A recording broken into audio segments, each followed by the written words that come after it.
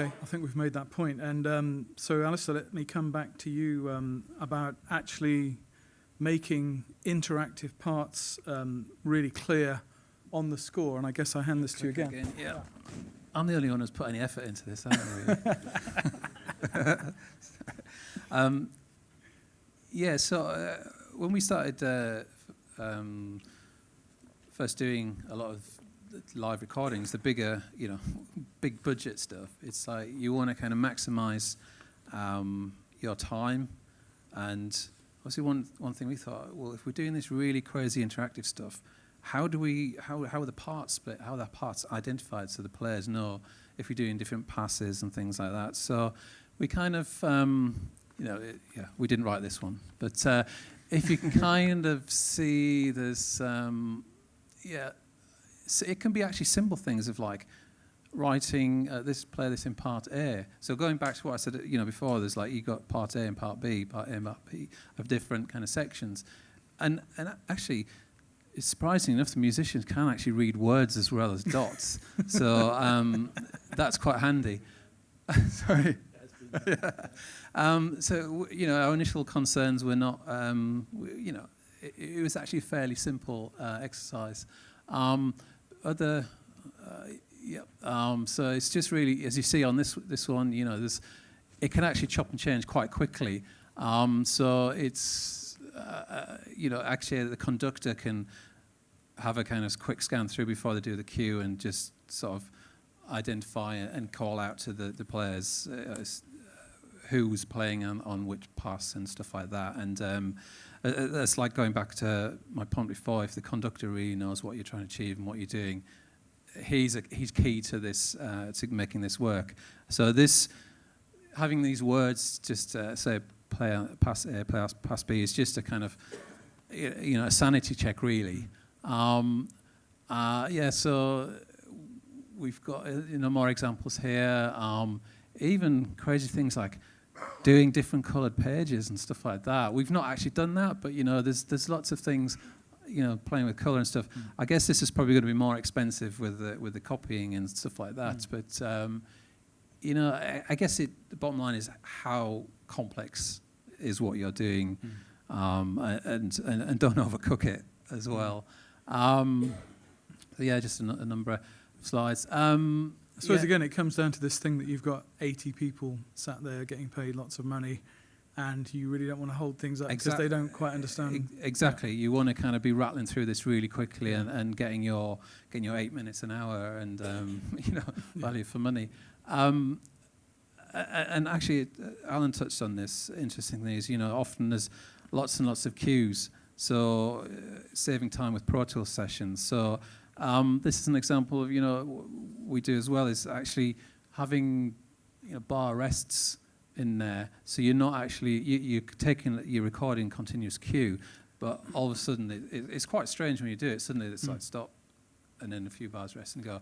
But as you can see with the waveforms underneath, you get what we're trying to do there is you're capturing those reverb tails so you can start editing and splicing up. You don't keep stop and start the orchestra. Yes, they run through, but they're all still, playing it as it would, but it's just bar rests. And so you've got all the material you want for natural transitions and reverbs. Cool. I won't press play on that. Well, so now we're going to take a look at, just break up the talking, and have a look at some PlayStation orchestral recording. So do you want to comment on it afterwards? Or?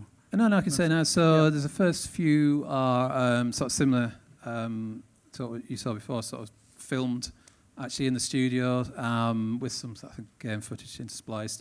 And then the last few are just some of the sort of more sort of recent games. And the last one is actually what we're just currently finishing off, which is an interesting hybrid approach to the score, which you'll kind of get when you see it.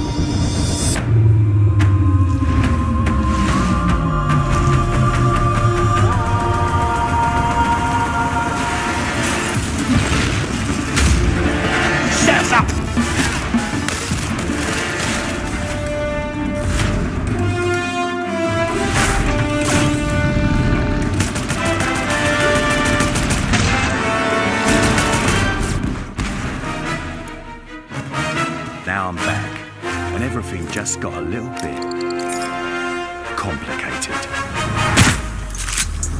I'm a professional soldier, don't take bad man for a joker. I don't wanna do man over, but I'm raw getting closer and closer.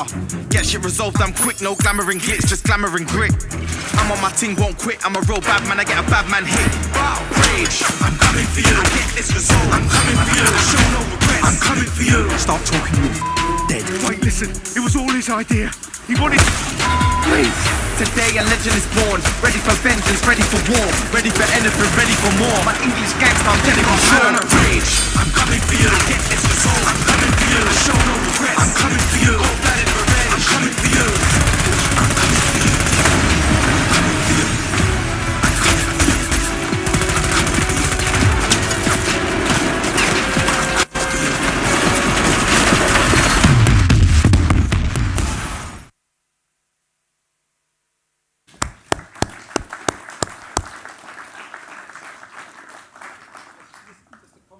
That last bit, so that was interesting. We recorded an hour's worth of orchestral music that was used as kind of like sample content, and work with producers and stuff. So actually quite an interesting take of how to use orchestral music. Thank you. So we're just 2 or 3 points away from the end of the session, and maybe some questions. If you have questions, line them up and take advantage of this expertise.